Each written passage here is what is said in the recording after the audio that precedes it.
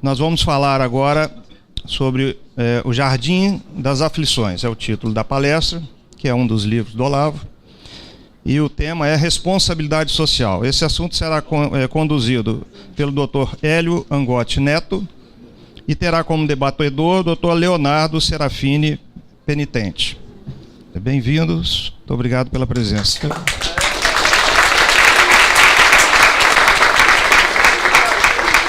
Muito obrigado a todos pela presença. Esse é um começo de um sonho que a gente vê se realizando na nossa frente, ter a chance de estar entre amigos, conversando, estudando, refletindo. E o tema é bem desafiador, o Jardim das Aflições, que o próprio Olavo de Carvalho se refere ao Jardim das Aflições como a obra magna. Então é uma tarefa que não dá para realmente cumprir totalmente, mas eu vou abordar alguns aspectos do Jardim das Aflições, principalmente sob o aspecto da responsabilidade intelectual. Próximo. O que a gente pretende fazer? Eu vou fazer um passeio pela obra e depois nós vamos falar um pouquinho sobre o que essa obra traz para nós em termos de responsabilidade intelectual. Esse chamado à responsabilidade intelectual. E a gente vai dar alguns exemplos de como isso tem acontecido na nossa sociedade. A cronologia da obra começa em 1990 com uma famosa conferência sobre ética com José Américo Mota Peçanha, feita no MASP, em que ele fala sobre a ética de Epicuro. Próximo. Nós avançamos então para 1992, eu vivi essa época, na minha adolescência, em que houve um movimento de ética na política. Os caras pintadas, todo mundo indo para a rua no trio elétrico, ouvir música e pular e beber. E aí entra toda aquela conversa da ética. Próximo. Em 1994, então, aquela palestra do professor Peçanha, ela se une a outras iniciativas, é gravado um documentário, A Arte de Viver, e essa palestra, então, ela é disponibilizada na TV educativa, e logo nessa época também, nós temos a explosão. Olavo de Carvalho, então, resolveu botar a boca no trombone. Então ele começou, eu coloquei uma imagem de uma bomba atômica, eu acho que foi pouco, a gente está vendo o lastro da bomba atômica chegando aqui até hoje. Ele começou a sua trilogia. Próximo. A sua trilogia começa em 1994 com a nova era e a Revolução Cultural, Fritjof Capra e Antônio Gramsci. Hoje em dia a gente fala de gramscismo com uma certa tranquilidade. Ele levantou o sinal vermelho. Em 1995 continua então com o Jardim das Aflições, em que ele trata especificamente desse evento que eu citei do MASP, da palestra do professor Peçanha, e na sequência vem então o imbecil coletivo. O imbecil coletivo, então, o ataque é frontal. O ataque é frontal e é agressivo e violento e divertidíssimo. Como foi falado, a gente lê e dá gargalhadas às vezes. Quando a gente percebe o que ele está falando, todas as estrelas estão caindo do céu. Todo mundo está sendo exposto ao ridículo. E foi um livro que foi lançado e teve múltiplas edições. Tem até uma observação ali na 5ª edição, Acho que está pior ainda do que as anteriores. Realmente, o negócio caiu ali, fazendo um terremoto, uma explosão. Certo? Próximo. E então, nós chegamos ao Jardim das Aflições. Então, vamos apresentar a obra. Próximo. A estrutura da obra, embora alguns pigmeus intelectuais já tenham falado que ela não tem estrutura, obviamente ela tem. O saudoso Bruno Tolentino falou da teoria aristotélica dos 4 discursos aplicada nessa obra, como a coisa começa descrevendo um fato e vai crescendo, assumindo dialeticamente as posições contrárias, os símbolos que se colidem, como chega então num máximo para contrair de novo e apresentar uma dedução, levando de novo você a repensar aquele evento inicial. Então é uma obra magistral. Ele comparou até com uma Sinfonia de Sibelius. E também, lendo a obra com cuidado, a gente observa que os planos decadialéticos sequenciais de Mário Ferreira dos Santos estão contemplados nessa obra também. Se a gente observar essa obra, ela analisa um fato como unidade, totalidade, série, sistema e, enfim, universo, para depois tirar as conclusões todas. Então, eu convido que vocês leiam ou releiam a obra e procurem discernir essa organização interna, que não é explícita, porém ela está bem clara no livro. Próximo. Por exemplo, a gente observa de um evento do MASP e da reação intelectual quase orgânica, na verdade orgânica mesmo. O Olavo de Carvalho descreveu um incômodo profundo, ele não conseguiu nem dormir direito no dia, alguma coisa incomodava ele sentou e começou a escrever sobre aquilo.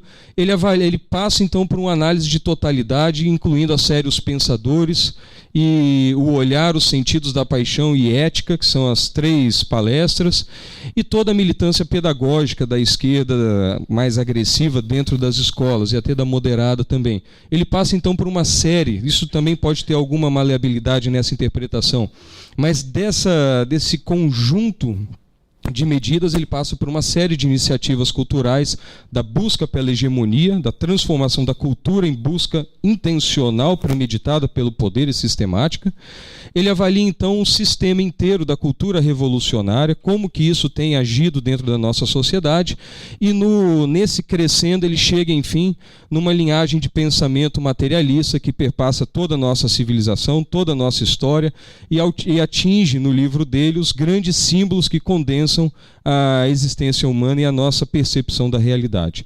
O Leviatã e o Behemoth, a história e o materialismo, o mundo positivo, o mundo físico, e como que ocorreu a amputação do braço vertical dessa cruz simbólica, né? Com a tirada do mundo transcendental e com o achatamento do ser humano na visão materialista de mundo, né, destituída dessa possibilidade de alçar sonhos maiores em busca da verdade, da bondade, da realidade, né, e da própria crença na inteligência humana. Então, a parte 1 ele fala da nova história da ética. Ele conta como que essa história da ética foi apresentada, uma história amputada, em que os principais autores da humanidade que legaram a nós os nossos grandes conceitos, como que a história foi deturpada, recortada e foi oferecida, eu falo isso muito com meus alunos, é um tipo de marmita pop pseudo-intelectual, né? Foi passado isso como se isso fosse o universo cultural. Então começa então com uma grande falsificação filosófica, promovida por, surpreendam-se, né, professores de filosofia. Próximo. Na segunda parte do livro ele avalia o pensamento de Epicuro. Próximo. Eu acho, sim. E aí a gente vê a lição de trevas. O pensamento de Epicuro é um pensamento, conforme a avaliação do professor Olavo de Carvalho, que nos leva a desistir de buscar a realidade, desistir de acreditar no poder da inteligência humana. Se anestesie. Tome um anestésico, vive sua vida, deixe os significados e uma expectativa de realização transcendental para lá, mergulhe no jardim de Epicuro das delícias, né? E viva uma lição de trevas. Essa lição de trevas ela foi apontada pelo Bruno Tolentino como uma lição de trevas que nos guia, então, à luz, à realização de que tem um problema na nossa frente e que uma solução ali estava sendo arquitetada pelo Olavo de Carvalho. O primeiro passo é o Muro das Lamentações, como foi dito. A gente tem que bater com a cabeça no muro e falar, tem um muro, tem uma lamentação, agora a gente vai procurar o que ser feito. Nesse capítulo ele fala do embotamento da realidade, do fim da consciência e, por fim, quando você não acredita nem na sua consciência, nem na sua inteligência, na sua capacidade de alcançar a realidade, na desistência da verdade e no relativismo pleno. E esse jardim das delícias de Epicuro, na verdade, eu coloquei até a figura ali de Gustave Doré, né, do inferno, né, da Divina Comédia, ele se torna realmente o jardim das aflições, o tormento. Você está preso no mundo de relativismo, de materialismo, nada faz sentido, nada é verdadeiro, nada é puro, nada é bom. Você tem que sonhar um mundo anestésico, um mundo subjetivo e se contentar com isso. E desistir de qualquer significado na sua vida. Essa é uma lição de trevas terrível. É uma lição a qual os nossos estudantes têm sido submetidos progressivamente, intensivamente, e têm reproduzido esse discurso nihilista e destruidor de qualquer esperança numa coisa boa para o nosso país, para a nossa sociedade. Vem então a parte 3. Como que ele ligou isso com Marx? O próprio Marx fala de Epicuro nos seus trabalhos mais precoces, né? E ele fala então que alguma coisa liga os dois intimamente, que é essa desistência de buscar a verdade, e Marx então enfatiza a ação. A ação sem a busca da verdade. Cuidado, a gente ouviu aqui sobre a união do pensamento e da ação. Isso é o nosso conceito clássico da filosofia. Em Marx há uma desistência dessa contemplação e fala-se da praxis. O que importa é o movimento, a transformação, é a pura ação com fins mais pragmáticos. Próximo. Então ocorre essa desistência da busca pela verdade, né, e dessa desistência chega-se num pragmatismo da transformação revolucionária, que é marcado por vários elementos, alguns até já foram pronunciados aqui pelo professor Ricardo da Costa: o ódio à realidade, a ênfase na ação e não na compreensão, no relativismo, no materialismo e negação da transcendência. O Olavo de Carvalho até citou isso uma vez: parece que a gente é transformado num monte de bichinho. Num monte de bichinho dentro de uma gaiola, num experimento social grotesco e assustador. Mas essa é a realidade de hoje da que a gente vive. Próximo. Na parte 4, então, ocorre uma ascensão súbita na obra, que já estava fermentando ali nos capítulos iniciais, e ele fala dos braços da cruz e a imanentização da alma. Você amputa um pedaço da realidade da vida da pessoa e para ela você deixa só a expectativa de viver como um verme. Próximo. Então ocorre, quando você tira esse lado transcendental da existência, ocorre um império na sociedade, ou na compreensão que se tem dessa sociedade, do historicismo ou do positivismo. Ou somos escravos do tempo, ou somos escravos do espaço. Não há um transcendente, não há um além, não há alguém que de cima vai interferir nessa realidade e vai modificar nossas expectativas. Então há um empobrecimento da realidade. É claro que isso é uma evolução que nós vivemos do ataque à consciência humana, e hoje em dia nós chegamos então num ataque muito mais intensificado. Hoje em dia nós temos o fim do direito de objeção de consciência sendo discutido tranquilamente na academia. As pessoas defendem que você não tem que ter mais direito de objetar, de se colocar livre em sua consciência contra alguma postura intelectual ou legal, E isso o filósofo Olavo de Carvalho chama da vitória de César. César redivivus. Então você tira o poder do ser humano de até mesmo questionar a sua realidade. Eu tenho acesso a uma realidade superior que me permite julgar a sociedade onde eu vivo. Isso é bem socrático. Inclusive ele pagou o preço por isso, numa escala bem menor do que Jesus Cristo depois. Mas você tira essa perspectiva de você ter um acesso a uma realidade absoluta, a alguma verdade transcendental, e te achata realmente somente nesse mundo. E se nesse mundo a autoridade plena está marcada nesse mundo, a gente está falando da autoridade de César. Então, nesse capítulo, Olavo de Carvalho trabalha os grandes símbolos da nossa civilização, os símbolos que definem como a gente vive, como a gente pensa, como a gente estuda. Próximo. E na parte 5, então, ele fala dos sistemas de governo secularizados que não admitem essa abertura para a transcendência. César redivivus. Próximo. Então nós observamos aí uma crítica da sociedade, dessa sociedade do moralismo formal. Não importa a substância, perde-se a substância. O que é a substância da moral? Não se fala mais de uma substância moral. Fala-se do moralismo, das formalidades, fazer com o outro o que você quer que o outro faça com você mesmo. Mas espera aí, querer alguma coisa, querer tudo é lícito? Há coisas que não se deve querer. Isso é definido pela substância moral. Não, hoje em dia a gente cai numa sociedade do moralismo formalizado, do formalismo moral. E do ser humano, que nada mais é do que um ser humano animalizado, então destituído da sua função suprema, que seria justamente esse acesso à transcendência. Esse acesso a uma concepção de que existe uma verdade, de que existe uma realidade além do que nós estamos vendo. Isso seria o que marcaria o ser humano, e que nessas novas concepções isso nos é retirado. Ocorre então uma imanentização moral da sociedade. A moral é apenas uma coisa subjetiva, cada um tem a sua, não existe uma moral que nos liga com o passado. Isso destrói a memória do passado, isso destrói nossa tradição, nossa consciência de que continuamos uma coisa que foi iniciada há muitos milênios.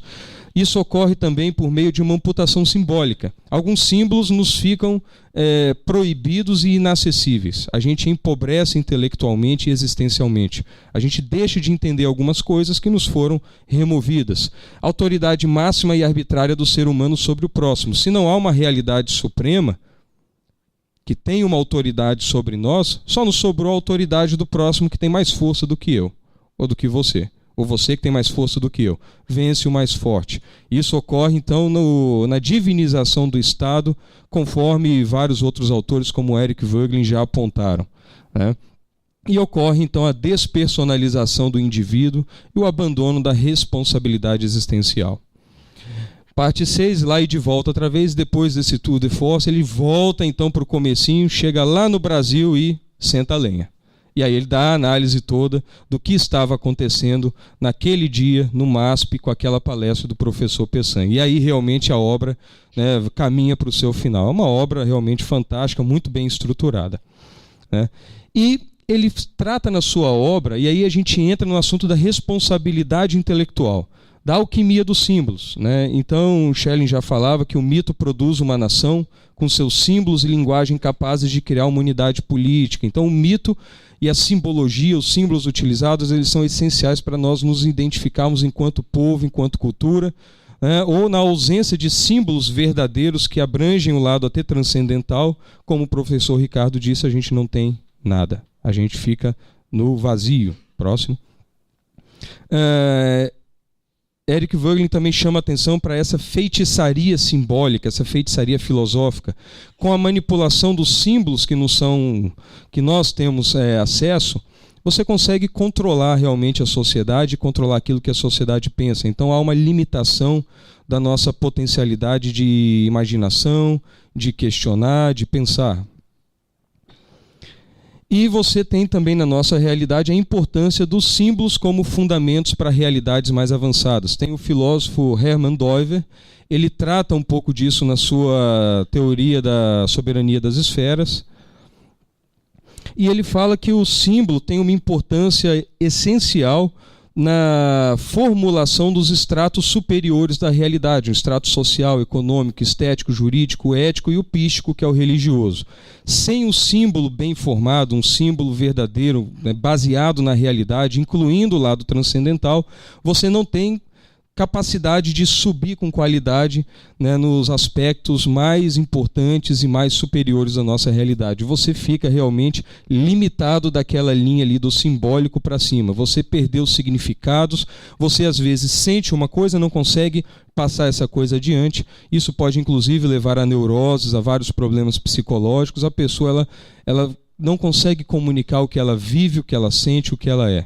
Ela só consegue se comunicar nos moldes, né, de um recorte filosófico, como foi feito pelo professor Peçanha e pelos seus colegas algumas décadas atrás, e que o preço, né, desse recorte a gente paga até hoje, né, nas nossas famílias e na nossa sociedade. E também transparece nesse livro, embora a linguagem que o professor Olavo não utilize não seja essa, mas ocorre uma divisão do intelectual em 3 grupos.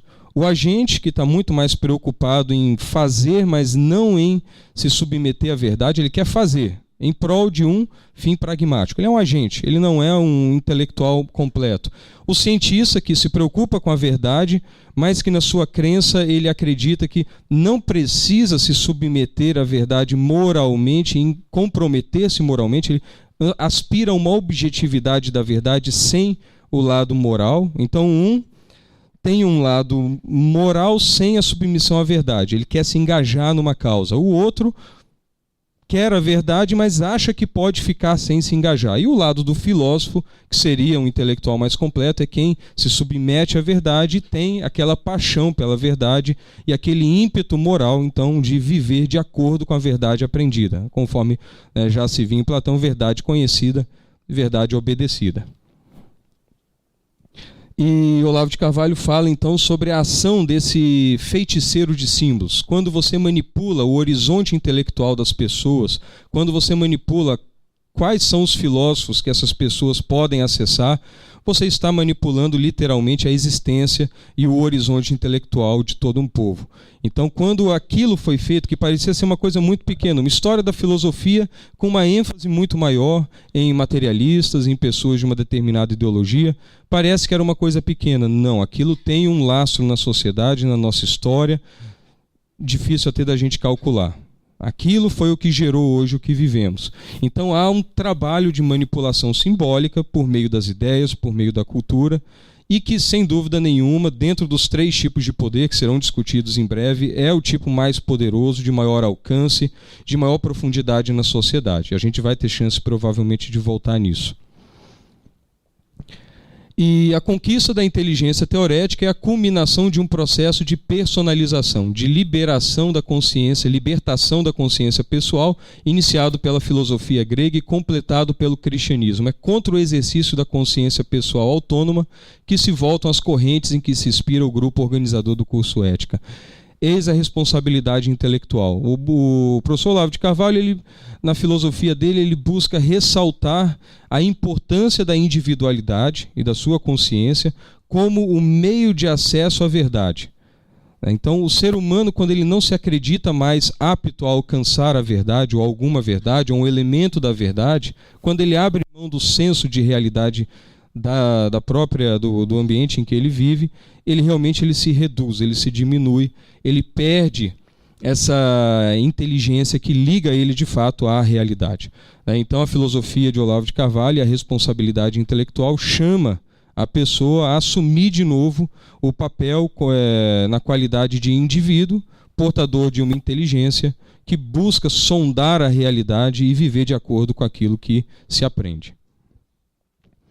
E nessa linha ele não está sozinho, né? Há vários outros filósofos e pensadores que trabalham nessa linha também. O ser humano consciente e responsável é aquele que ilumina a verdade e os valores presentes na realidade. A essência do indivíduo está profundamente implicada no esforço filosófico, no grau máximo de sua sinceridade. Então, Pierre Hadot, Ortega y Gasset, Alfonso Lopes Quintas, vários outros filósofos, não dá para colocar todos aqui, eles têm uma linhagem em que filosofia implica no completo envolvimento da sua personalidade, do seu ser, da sua moralidade. Filosofia não é um conjunto de conhecimentos, filosofia é um modo de vida. Ele já foi muito criticado. Temos muito tempo ainda? Ele já foi muito criticado por isso, né? Ele já pagou um preço muito caro por falar que filosofia é isso. Ela implica a sua forma de enxergar o mundo, de viver e de responder à sua inteligência e ao que você percebe como verdade. Mas ele não está sozinho, ele está muito bem acompanhado, né? E olhando essa turma aqui hoje, a gente percebe que muitas pessoas também querem acompanhá-lo nessa jornada. Que bom, a gente fica muito feliz. E agora, como aplica-se isso na nossa realidade? Eu li tudo isso, eu achei fantástico, achei maravilhoso. Na época eu estava na minha residência médica, eu falei, gente, que coisa absurda, né? Como eu fui cair nessas lorotas no meu ensino médio. Será que eu era tão burro assim? Era, né? Era mesmo. E a gente tem que ser honesto, né? E aí eu falei, não, mas isso a medicina, né? O pessoal da medicina está muito esperto, né? Ninguém vai cair nessa lorota. E aí eu conheci a bioética. Né? Aí eu percebi o que estava acontecendo debaixo dos meus olhos. Então, de toda essa conversa, toda essa manipulação simbólica, eu observei agora, isso é como se fosse um estudo de caso. Eu vou pegar do geral, depois a gente fazer toda essa exposição, então, né? E agora a gente vai contrair de novo, eu vou dar um exemplo pessoal do que eu vivi, onde eu vi essa responsabilidade intelectual acontecendo de uma forma como foi descrita no Jardim das Aflições. E como o professor Ricardo da Costa já adiantou. A medicina, por exemplo, ela tem uma tradição ética, cultural, fantástica, milenar, e a gente observa no meio acadêmico pessoas atacando a tradição da medicina, atacando os escritos hipocráticos, os escritos cristãos da medicina, da saúde e também das outras áreas da saúde, como se o passado não importasse, aqueles símbolos fossem coisas não válidas, coisas que já não têm mais nenhuma importância para a gente, e começando todo um movimento na década de 60 chamado bioética, que trouxe muitas críticas positivas, né? Sempre tem um lado positivo, senão ninguém acreditaria naquilo. Mas é como se a gente começasse do zero. Nós somos perfeitos, começamos do zero, deixamos a idade das trevas para trás. Né? Ricardo da Costa gosta dessa idade das trevas. Né? Um relâmpago, um trovão surge no fundo, assim, né? Nesse momento. Mas quando eu observei o que se estudava na academia, eu observei aquilo que foi falado. Há uma dissociação entre a academia e a sociedade. Eu observei estudiosos manipulando as palavras e falando então do abortamento pós-nascimento. Eu achei aquilo de um eufemismo terrível, né? A proposta de matar crianças e chamar aquilo de abortamento pós-nascimento. E aí eu comecei a perceber toda uma manipulação simbólica, todo um amputamento simbólico que ocorre já dentro da minha área, que eu acreditava estar imune a tudo aquilo. Eu observei que não, a gente está com o pé atolado na lama e realmente estamos caminhando junto com a sociedade para o brejo. Né? A vaca foi para o brejo e agora a gente está com um canudinho respirando lá debaixo da lama para pegar um pouquinho de oxigênio para ver se a gente consegue se reerguer. E eu observei isso claramente na minha profissão. Como que os símbolos se perderam, minha linha de pesquisa foi para esse lado, né? Na tentativa de resgatar o simbolismo da medicina e da religião e de como você vivia a medicina nos diferentes tempos da humanidade e tentar colocar esse simbolismo de novo dentro da nossa profissão para tentar ajudar a sociedade de alguma forma, né? Tentar resgatar a nossa memória. Sobre a responsabilidade intelectual, ela é essa, é falar o que você está vendo com toda a sinceridade que você consegue falar e perceber e pagar o preço por isso, né? Então eu falei o que eu estava vendo, eu também me perguntei muitas vezes o que o Brasil está deixando para o mundo.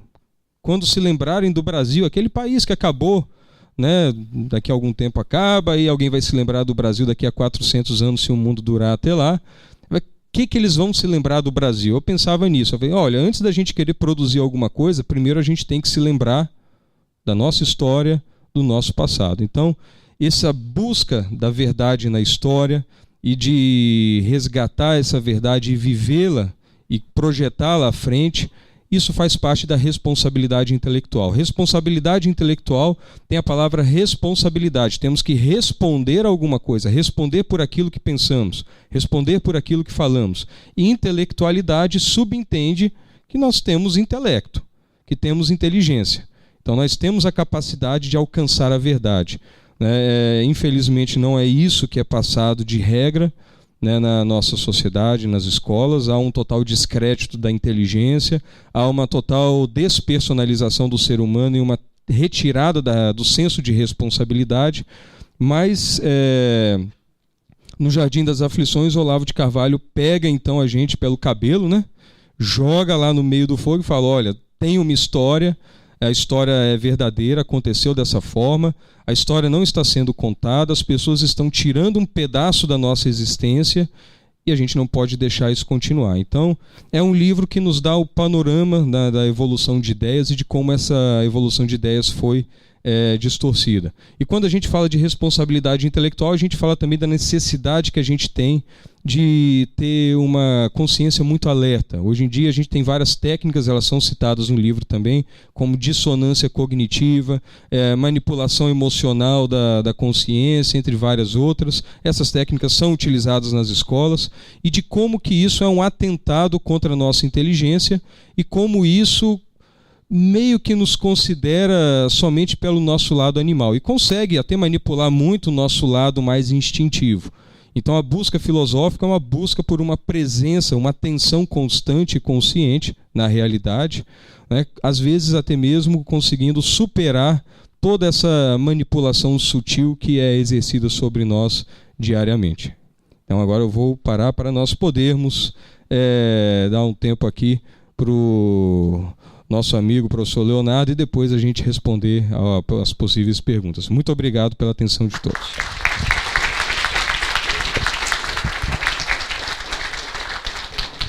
Obrigado. Então, boa tarde. Muito obrigado ao Dr. Hélio pelo convite e aos organizadores por essa tarde tão graciosa de poder falar de um grande mestre, professor, que é Olavo de Carvalho. E também poder ter ouvido aqui a intervenção do professor Ricardo da Costa, que é um grande amigo. Havia tempo que eu não ouvia renova os nossos ânimos. Eu incluiria, não sei, uma parte do que eu vou dizer realmente foi o que o Olavo escreveu.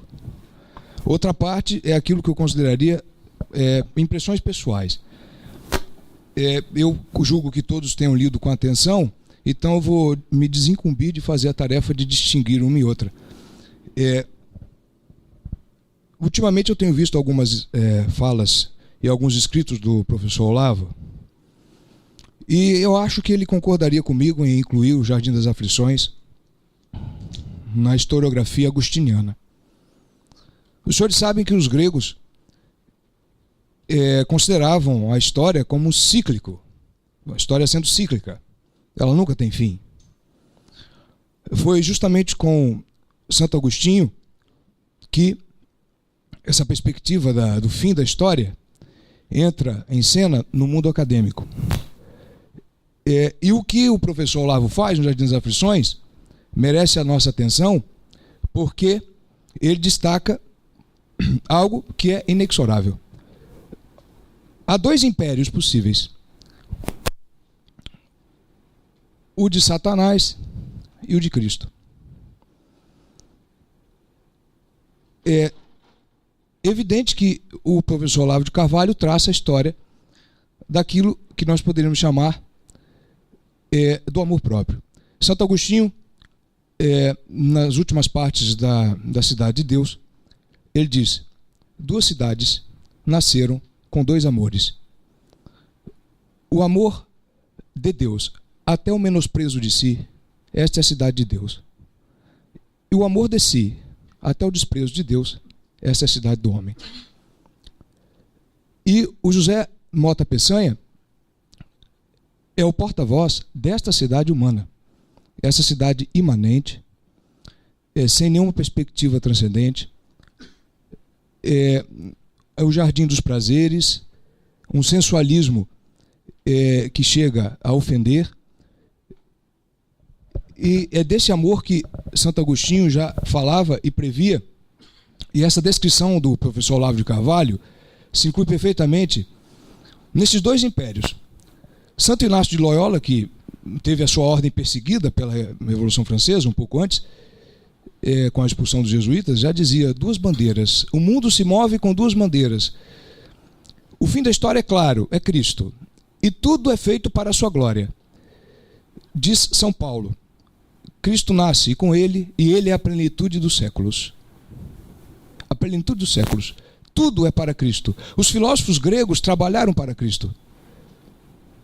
Por que Cristo resolveu vir ao mundo como verbo encarnado, depois que Aristóteles tinha feito a divisão conceitual perfeita entre substância e acidente? Por causa da Sagrada Eucaristia. Por que ele é verbo? Porque Platão já havia definido a perfeição das verdades espirituais. Por que é preciso conhecer a si mesmo? Esse é o método confessional que o professor Olavo elogia tanto. Né? Porque Cristo é verdadeiramente homem.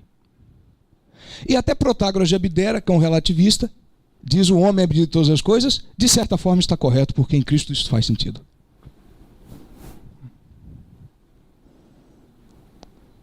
E Epicuro também.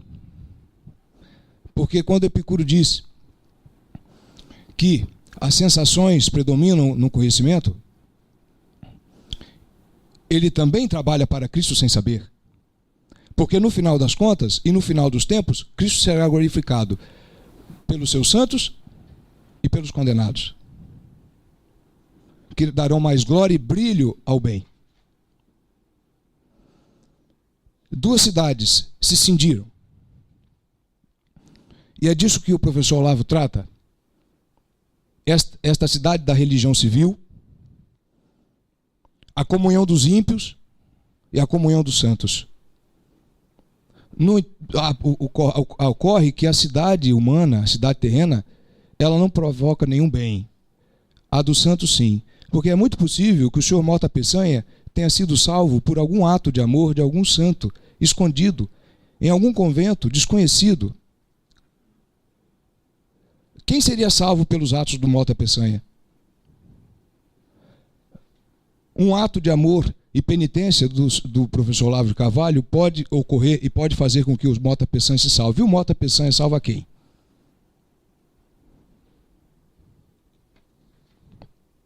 Agora, bem percebeu o professor Olavo de Carvalho quando destaca que um dos iniciadores desta revolta, desta revolução anticristã, e anti a verdadeiro império, porque Cristo é Cristo Rei, e a sua realeza não é só pessoal, é também social.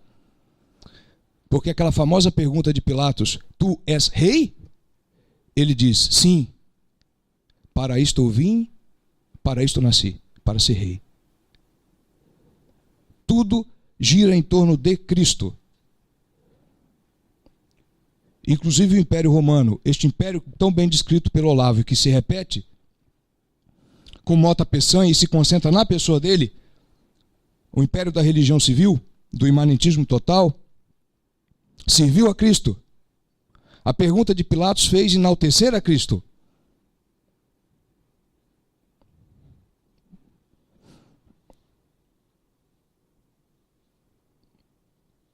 Esta revolução anticristã, muito bem percebida pelo Olavo de Carvalho, começa, segundo o professor Olavo, em Nicolau de Cusa, com a divinização da matéria. Muito bem. De certa forma, Nicolau de Cusa abre o caminho para o segundo renascimento, porque os senhores sabem que o primeiro renascimento ainda continuou católico e cristão. O segundo renascimento é que foi problemático. E começa ali, porque ali começa a ideia do homem prometeico, o homem que basta a si mesmo. Nós podemos ver, por exemplo, nas figuras de Michelangelo, um homem capaz de... um homem encorpado, a figura humana já em desconfiança com o transcendente, se bem que ali havia algo de transcendente. E começa a revolução anticristã com o renascimento. Sou eu que digo isso? Não. Muito curioso é que Gramsci, Antônio Gramsci, no Caderno do Cárcere, no terceiro livro, quando ele fala sobre o historicismo e a filosofia da praxis, ele diz que o marxismo tem uma ordem genealógica clara. E eu acho muito curioso isso, que o marxista tem que admitir algo que os padres, os pontífices já haviam falado. E Gramsci diz que o marxismo não é um meteorito que caiu na Terra do nada. Ele tem uma mãe e um pai. E ele descreve que a mãe e o pai do marxismo são, nesta ordem: Renascimento, Reforma Protestante, liberalismo inglês e historicismo alemão, o idealismo alemão. O Renascimento, porque cobra a individualidade humana, não tem mais autoridade. Um não à igreja, que depois é revivido em Lutero. A fé individual salva. Eu não preciso de autoridade. É um não contra a igreja. Depois a Revolução Francesa, com a sua ideia liberal maçônica. Um não a Cristo. Porque Voltaire, por exemplo, o grande corifeu da Revolução Francesa, acreditava em um Deus vaporoso, distante, maçônico. E o terceiro movimento na Revolução Anticristã, na cidade do homem, no amor a si mesmo, no amor ao que é terreno. O marxismo já chega e acrescenta o último não, o não a Deus mesmo. É um não materialista. É um não imanentista. O imanentismo realmente se faz pessoa. Então nós temos esses três passos na Revolução Anticristã.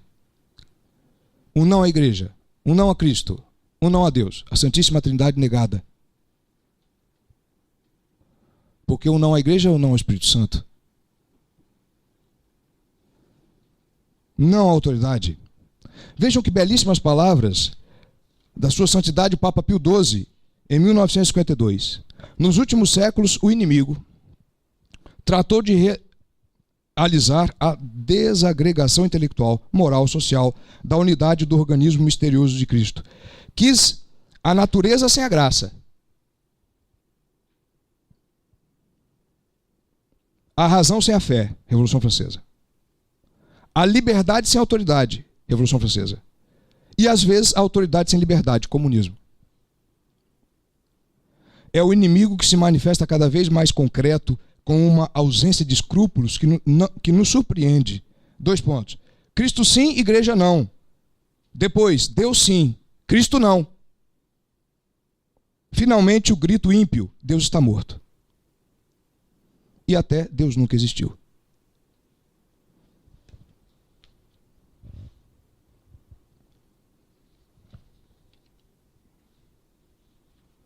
E realmente temos o reavivamento de César. 2 impérios, 2 cidades, 2 amores. E a escolha que nós temos que fazer. Da cabala gnóstica ao Epicuro. De Epicuro a Lutério e Calvino. De Lutério e Calvino a Bacon. De Bacon a Hobbes. De Hobbes a franco-maçonaria. Da franco-maçonaria à Revolução Francesa. Destas causas todas ao comunismo. E do comunismo à nova ordem mundial. O que nós temos que fazer? Bom, na perspectiva bíblica, só temos uma coisa a fazer. Sofrer na nossa carne o que falta à paixão de Cristo. Diz São Paulo. Por vocês, por vós, meus irmãos, eu sofro na minha carne o que falta à paixão de Cristo. Vejam que expressão bela. Como? Será que teria faltado alguma coisa à paixão de Cristo? A ele cabeça não, mas ao seu corpo falta. Se cada membro der a vida por um José Américo Peçanha Mota, terá valido a pena viver, porque Cristo fez isso. É isso que nós temos que fazer. Aliás, não deixa de me emocionar a parte final, em que o professor Olavo reconhece que o erro de Mota foi o dele também. E é o nosso. O pecado só muda de destino. E como diz Santo Agostinho, esta é uma luta muito complicada. É uma luta entre 2 amores. Muitas vezes nós estamos falando aqui de José Américo Peçanha Mota, mas nós estamos também contra o reino de Cristo e não sabemos. Sejamos santos. Precisamos morrer pelos nossos inimigos. Vencer as tentações do sensualismo, da imanência, mortificação. Esta é a dinâmica do corpo místico de Cristo. Resgatar os nossos irmãos, as ovelhas perdidas. Certamente, a grande agonia de nosso Senhor Jesus no horto foi por ter visto tantos homens e mulheres que se perderam. E ele que pagou um preço tão caro por elas, seu sangue derramado em vão. Esta é a beleza que nós devemos buscar, a do amor. Dostoiévski dizia, a beleza salvará o mundo. Que beleza ele fala? De que beleza ele está tratando? Mas o diálogo acontece, belíssimo. O diálogo acontece quando um personagem está quase morto no leito. É a beleza do amor, da entrega. Eu sei que às vezes é difícil. Tantas perseguições, não é, professor Ricardo? Mas só a graça pode fazer isto. Se não negamos a ordem sobrenatural na teoria, porque Mota Peçanha fez isso, não estaremos muito diferentes se a negamos na prática. A nossa conversão tem que ser imediata. Então nós temos que pedir a Cristo Rei que nos dê a graça de darmos a vida pela salvação eterna de qualquer alma, independente dos seus feitos. É isso que me fez suscitar quando eu li a obra do Olavo. vi uma alma em pedaços, a do Mota Peçanha, e a outra em seu pleno fulgor, e que os dois, essas duas almas, possam se unir no amor de Cristo. Um já falecido, espero que Deus o tenha na glória, e do professor Olavo, que para a nossa felicidade ainda vive, de acordo com as últimas manifestações. Eu tenho visto um homem absolutamente lúcido e dono de si, e numa evolução profunda espiritual. Não sei se ele certamente verá, apoiará talvez metade das palavras, nem me acho digno disso, mas esta é a mensagem que eu gostaria de trazer, de que fora do império que realmente imperará, não há vida possível. Tudo se dilui e cai. Em Epicuro tudo cai. Na religião civil tudo cai. Pilatos morreu. César morreu.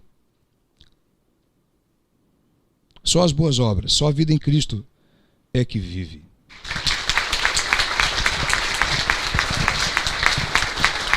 Parabéns, doutor Leonardo Penitente, doutor Angotti. Agora teremos um período aí de perguntas. Por favor. Boa tarde a todos. Eu gostaria de fazer duas perguntas, uma para cada um dos palestrantes. É possível? Primeiramente, eu gostaria de perguntar ao doutor Hélio, ao senhor, enquanto médico. O professor Ricardo, a professora Patrícia são professores da UFES, eu também sou, do Departamento de Direito. Felizmente lá nós ainda não temos entre os professores uma ascendência da esquerda, ainda conseguimos superar um pouco esse problema, né? Mas cada dia que passa tem se tornado pior, especialmente nos últimos tempos. E lá eu também sofro, principalmente com os alunos, porque eu sou professor de uma disciplina chamada Direito das Coisas, que estuda a propriedade privada e a posse. Então, em certos momentos eu acabo desagradando muitas pessoas. Mas, enfim, professor Ricardo, é muito fácil para mim, que sou professor do primeiro período, descobrir quando um aluno é de esquerda. Basta fazer uma piada, os alunos que não rirem são de esquerda, e os alunos que rirem, porque são felizes, tendem a ser de direita. Não que as minhas piadas sejam as melhores do mundo, mas de 1000 eu acredito que 1 ou 2 sejam boas, e nem nessas eles riem. Recentemente eu tive acesso a um trabalho, acho que é Lili Rossiter, né? Um psiquiatra, e ele fala que ser de esquerda acaba sendo um problema até, eu diria, mental. Bom, eu vejo que o Olavo de Carvalho, ele trata o esquerdismo como um problema cognitivo, mas eu gostaria de saber do médico, ser de esquerda é também um problema psiquiátrico? Bom, essa é a minha primeira pergunta. Pode parecer um deboche, um cinismo, e embora realmente seja, ele também é uma dúvida sincera.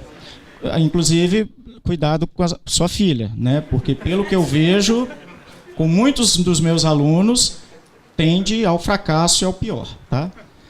E ao professor Leonardo, eu gostaria de perguntar o que o senhor acha das críticas que Olavo de Carvalho faz ao atual líder da Igreja Católica, o Papa Francisco. E saber se, na sua opinião, ele é realmente de esquerda, se ele é um papa de esquerda, uma pessoa de esquerda. E o sendo, né, caso o senhor diga não, aliás, caso o senhor diga não, gostaria de saber se a sua resposta é realmente sincera ou é uma resposta só porque ele é uma autoridade, só isso.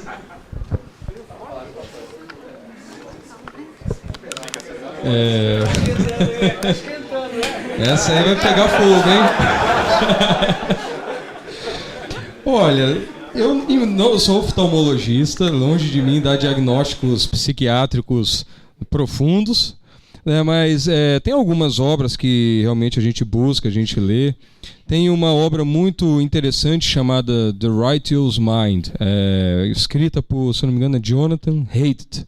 E ele era um liberal norte-americano, de esquerda, na nossa terminologia, né? Uma pessoa culturalmente e nos seus costumes bem liberal, com uma tendência de esquerda mais agressiva, e ele foi conviver com outros povos. Ele fazia pesquisas antropológicas, foi viver com outros povos, e ele fez gráficos para perceber o quanto da moralidade da pessoa estava depositado em cada aspecto da convivência social. Então, no apreço à liberdade, no apreço à lealdade, no apreço ao cumprimento da sua palavra, em elementos básicos, morais para todas as civilizações, que colam todas as civilizações. E isso foi o que ele descobriu, né? Ele falou que uma visão que hoje a gente chamaria mais de direita conservadora, ela tem uma distribuição psíquica em várias modalidades diferentes de caráter moral.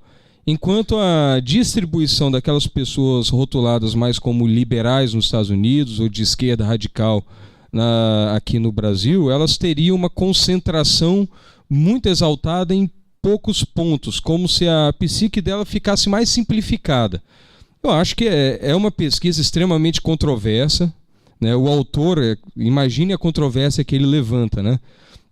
Mas o que a gente observa é que normalmente a pessoa que se rotula como de esquerda, ela é um pouco menos aberta a uma, como eu poderia dizer, uma variedade moral real, verdadeira, a um diálogo, a se colocar no lugar do próximo verdadeiramente, querer compreender quem é de centro, quem é de direita. E aquele que é rotulado, ou que se rotula como conservador, até mesmo ele costuma estar um pouquinho mais aberto a essas perspectivas. Posso estar enganado em algum aspecto. Mas eu não diria que é um problema psiquiátrico, né? Eu, lendo a obra do Olavo de Carvalho, até concordo que ele fala que é um problema de percepção existencial. A pessoa não vê um espectro moral que está na realidade, que é muito mais complexo, e ela se fecha àquela realidade e ela prefere exaltar uma realidade muito simplificada. Isso aí é o que a gente chama de ideologia, que também não como é que fala, propriedade única, privada, exclusiva da esquerda. Ela pode vir de outras formas. Mas a ideologia, o Eric Voegelin fala isso também, ela fecha a gente a algumas perguntas. E isso não deixa de ser um distúrbio existencial que pode levar, em alguns casos, essa negação da realidade pode gerar uma neurose, pode gerar um distúrbio psiquiátrico subjacente também. Eu não excluiria isso. Agora, se o esquerdismo é um problema psiquiátrico, eu estou com um livro do Dr. Roster para ler lá, está me ameaçando lá na estante de casa já durante algum tempo, eu tenho que fazer essa leitura ainda. Poderia talvez responder melhor. Obrigado. Professor Gilberto, sobre a primeira pergunta sobre o Santo Padre. Não emito julgamentos precipitados. Eu prefiro que esperar o seu falecimento, não, para depois. Por quê? Porque isso me lembra muito a história de São Pio, de Pio IX. Pio IX chegou a flertar com a maçonaria um certo tempo. Depois declarou o dogma da Imaculada Conceição de Maria, Virgem. Isso é muito complicado, a vida de um padre. Por quê? E aí eu retomo a minha fala inicial. Santo Agostinho foi muito claro: a cidade de Deus é a cidade dos homens. Ela, aqui na Terra, ela está mesclada. Há aqueles que estão na cidade terrena hoje que amanhã podem estar na cidade de Deus. E há aqueles que estão na cidade de Deus hoje e podem entrar na cidade dos homens. É muito difícil emitir qualquer opinião sobre uma pessoa enquanto ela ainda vive, especialmente sobre o Santo Padre. Mas a autoridade também dele me impede, de alguma maneira. Eu não tenho o conjunto dos fatos na mão. Eu li algumas declarações do Santo Padre, evidente, eu sou um católico bem informado. Agora, se você me pedir o juízo sobre alguns documentos formalizados, como encíclicas e cartas encíclicas, eu posso emitir. Sobre o professor Olavo, sobre o que o professor Olavo fala do Santo Padre, ele tem todo o direito de fazer as críticas que ele pode fazer. É o professor Olavo com a sua própria consciência. Eu não tenho como avaliar o que pode ser justo ou o que pode ser injusto. Né? Então não posso julgar nem a consciência do professor Olavo, não cabe a mim, e também nem a autoridade do Santo Padre. Pergunta muito difícil, Açúcar, né?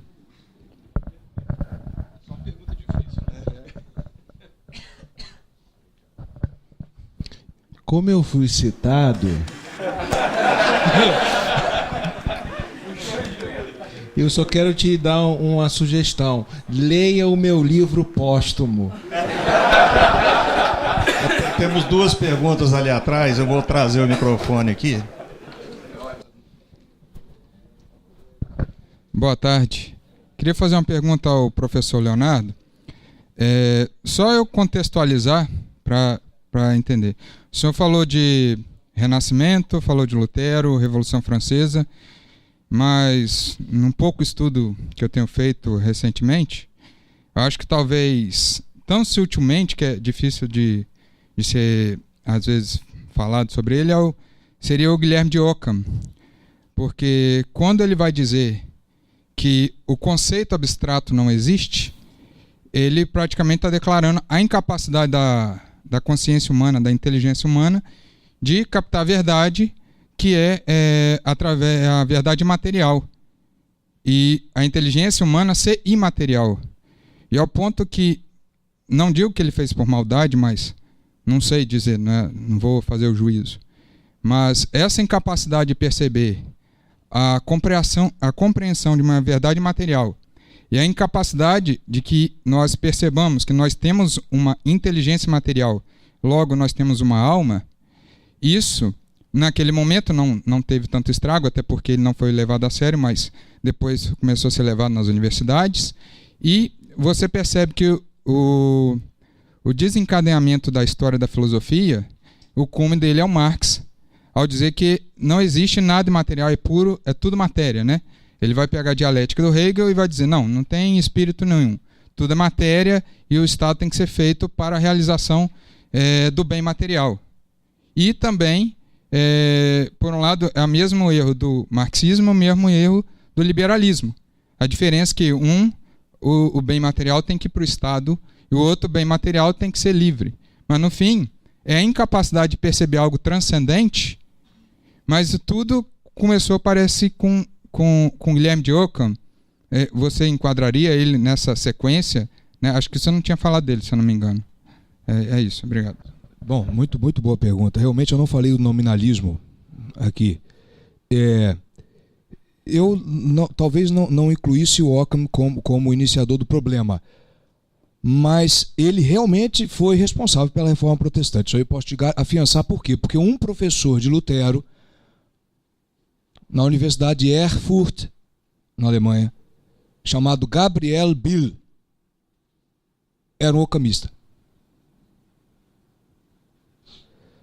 Aliás, tem um livro muito bonito sobre o sacrifício da missa, belíssimo, ortodoxo. Mas a sua filosofia era problemática. Hoje já tem estudos mais modernos e decentes a respeito julgando menor a influência nominalista em Lutero. Menor. O problema do Lutero é um problema espiritual mesmo. Mas o fato é que o nominalismo teve muita influência, sim. Perde-se a capacidade de entender que existe uma realidade que pode ser apurada pela mente. Só existem nomes. Se só existem nomes e não pode haver relação, o que manda é o indivíduo. Se o que manda é o indivíduo, não tem relação entre o homem e Cristo, a graça não modifica. Se a graça não modifica, ela é apenas um invólucro. É aquilo que Lutero chamava da imputação objetiva dos méritos de Cristo. A graça não me faz um novo homem pela caridade, e sim eu permaneço o mesmo. A graça entra, eu fico o mesmo. Por quê? Não existe relação, não existe a categoria da relação em Aristóteles. Essa é uma das categorias aristotélicas.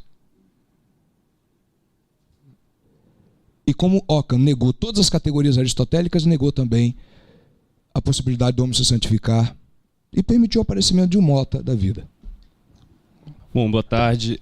Só fazer uma contextualização rápida também, voltando ao tema do Jardim das Aflições, é uma pergunta que eu ia fazer no primeiro momento, mas achei mais prudente guardar para esse segundo. Eu já começo me colocando na sociedade até numa posição que muitos diriam acreditar até ser criminoso, né? Um professor de história que é de direita. E aí eu lembro quando e tem mais alguns, né? Graças a Deus. E quando eu trabalhava numa escola aqui de Vitória, católica inclusive, que se diz católica, né? E aí você se coloca num grupo de professores em que só eu e mais uma professora éramos de tradição liberal conservadora, digamos assim, mas não de esquerda, né? E aí surge o problema que a professora Patrícia colocou lá no início, de que dentro do ensino médio, né, da escola, já há essa colocação contra a direita e principalmente contra o pensamento do Olavo. E aí o link que eu quero fazer com a minha pergunta.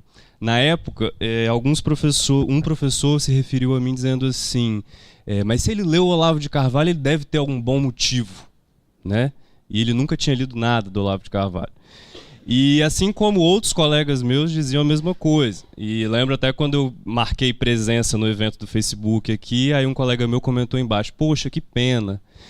E nenhum deles nunca leu nada além do que está escrito no Facebook, né? Nunca pegou o Jardim das Aflições, o Aristóteles Nova Perspectiva, a Nova Ordem Mundial, nunca leu nada do pensamento filosófico de fato, como eu li algumas coisas.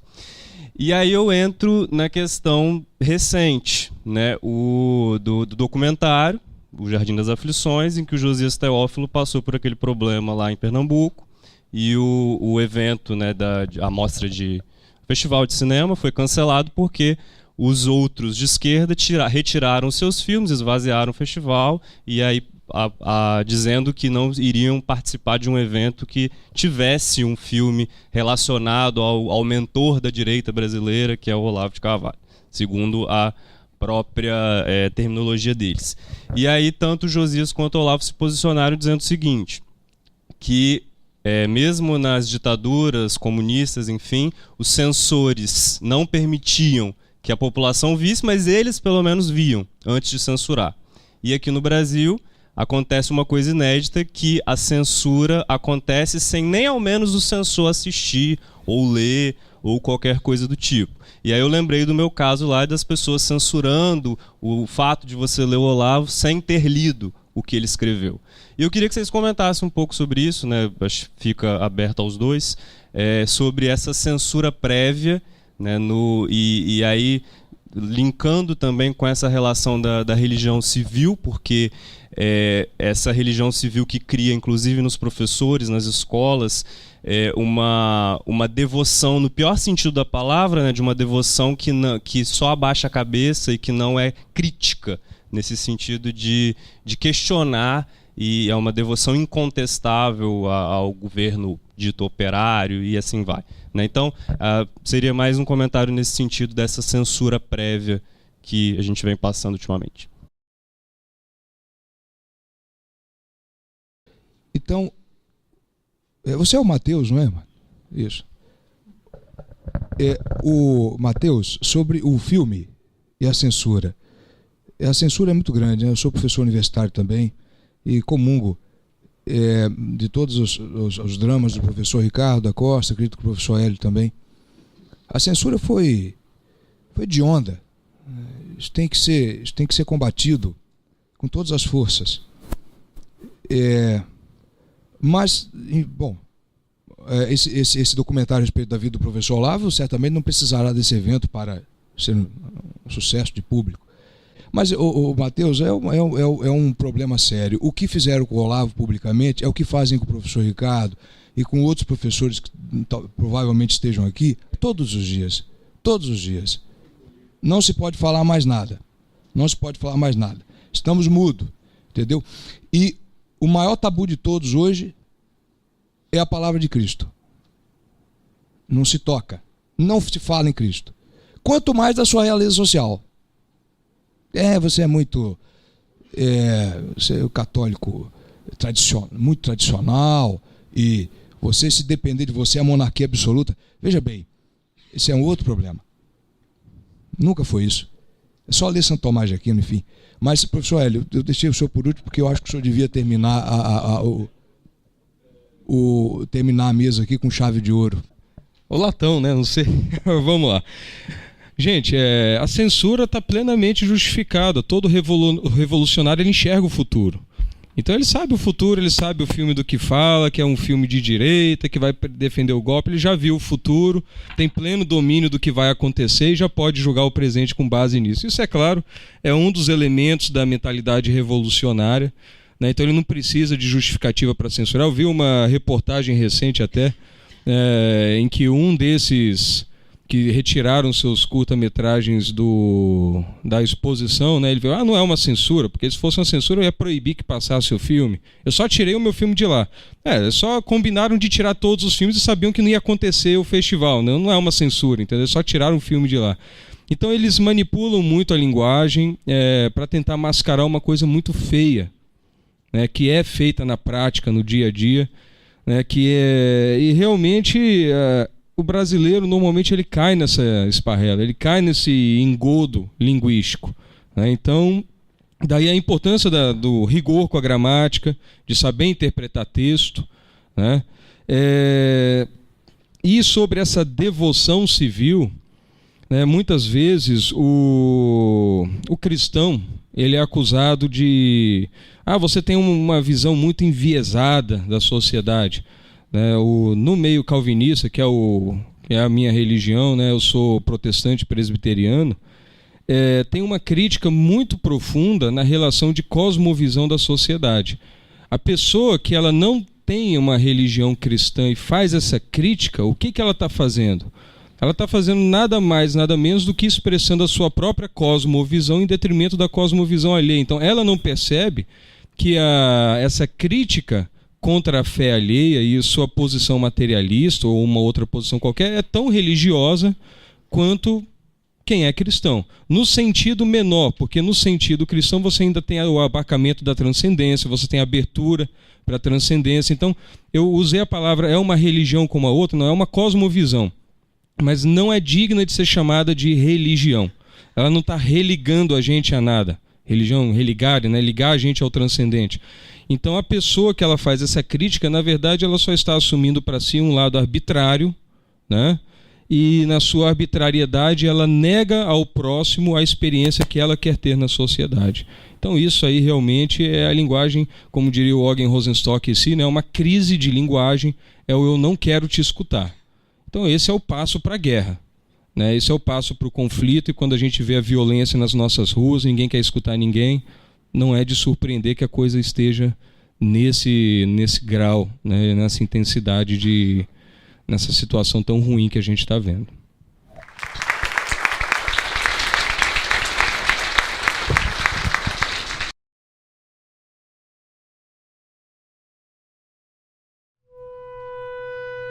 Onde era a casa de Adão e Eva? Era o universo inteiro.